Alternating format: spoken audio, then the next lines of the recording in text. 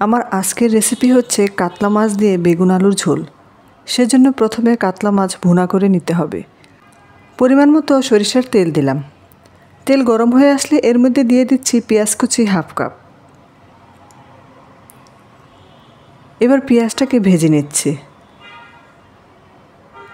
বেশ কিছুক্ষণ ভাজার পর অ্যাড করে দিলাম কাঁচামরিচ ফালি করে কাটা। এতে করে ঝালটা বের হয়ে আসবে।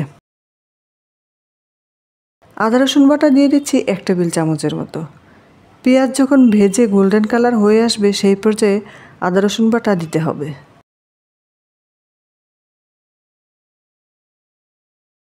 মশলাটা যেন পুড়ে না যায় সেজন্য এই পর্যায়ে সামান্য পানি দিয়ে দিচ্ছি।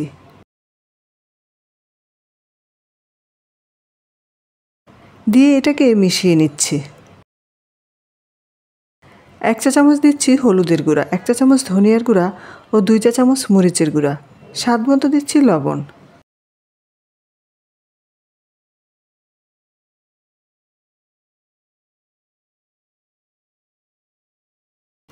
গুঁড়া মশলা যেন পুড়ে না যায় তাই আবারও পানি দিয়ে মশলাটাকে কষিয়ে নিব। এবার ঢাকনা দিয়ে ঢেকে মাঝারি থেকে কম তাপে রেখে কষিয়ে নিতে হবে।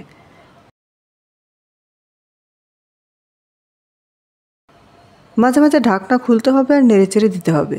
খেয়াল রাখতে হবে মশলা যেন পুড়ে না যায়।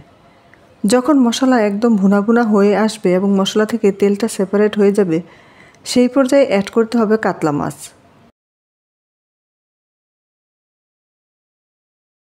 আমি এখানে কাঁচা মাছ অ্যাড করেছি। এটা কিন্তু একদম ফ্রেশ মাছ। এটা ভাজার দরকার হয় না। জাস্ট লেবু লবণ দিয়ে কষলিয়ে ধুয়ে নেবেন, তাহলে মাছের গন্ধটা চলে যাবে।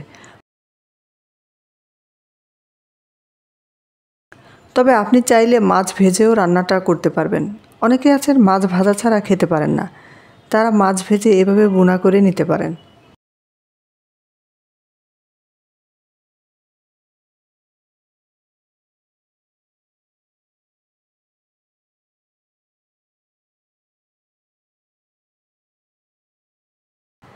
মাছ রান্না হয়ে গেলে আলাদা সার্ভিং ডিশে ঢেলে রেখে দিচ্ছি। এভাবে ভুনা করলে সুবিধা হচ্ছে পরিবারে এমন অনেক সদস্য থাকে যারা তরকারি খেতে পছন্দ করেন না, এভাবে খেতে পছন্দ করে। তাদের জন্য কিছুটা আলাদা করে রেখে দিতে পারেন। রান্নার জন্য প্যানে সামান্য সরিষার তেল দিলাম। তেল গরম হয়ে আসলে দিতে হবে আস্ত জিরা। জিরা ফুটে উঠলে দিয়ে দিব পেঁয়াজ কুচি। পেঁয়াজ কুচি দিয়ে এটাকে গোল্ডেন করে ভেজে নিতে হবে। অ্যাড করছি কাঁচামরিচ। পেঁয়াজের বেরেস্তা হয়ে আসলে অ্যাড করে দিব বেগুন। বেগুন দিয়ে পেঁয়াজের বেরেস্তার সাথে কিছুক্ষণ ভেজে নেব।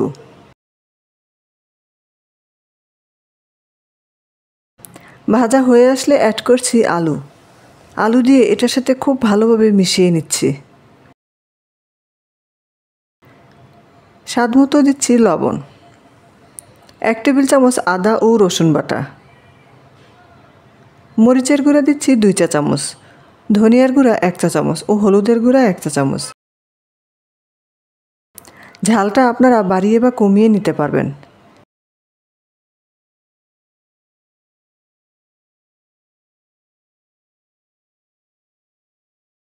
ভালোভাবে মশলার সাথে কষানো হয়ে গেলে পরিমাণ মতো পানি দিয়ে এটাকে মিক্স করে ঢাকনা দিয়ে ঢেকে মাঝারি তাপে খুব ভালোভাবে কষিয়ে নিতে হবে। এ সময় বেগুন সিদ্ধ হয়ে আসলে এটাকে ভেঙে দিবেন, এতে করে গ্রেভিটা ঘন হবে, তাতে খেতে বেশি ভালো লাগে।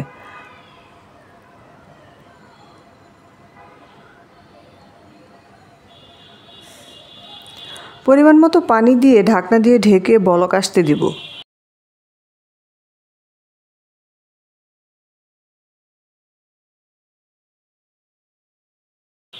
খুব ভালোভাবে বলক আসার পর ঢাকনা খুলে সেই রান্না করা কাতলা মাছ দিয়ে দিচ্ছি।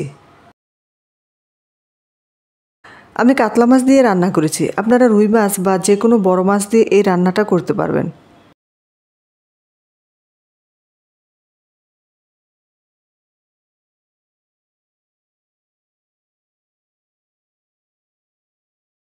ভাজা জিরার গুঁড়া অ্যাড করা হয়ে গেলে ঢাকনা দিয়ে ঢেকে হালকা তাপে 8 থেকে 10 মিনিট বসিয়ে রাখতে হবে।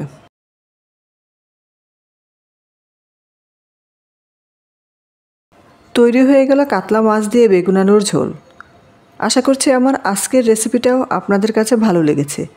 ভালো লাগলে চ্যানেলটি সাবস্ক্রাইব করবেন আর নিয়মিত চ্যানেলের সাথেই থাকবেন।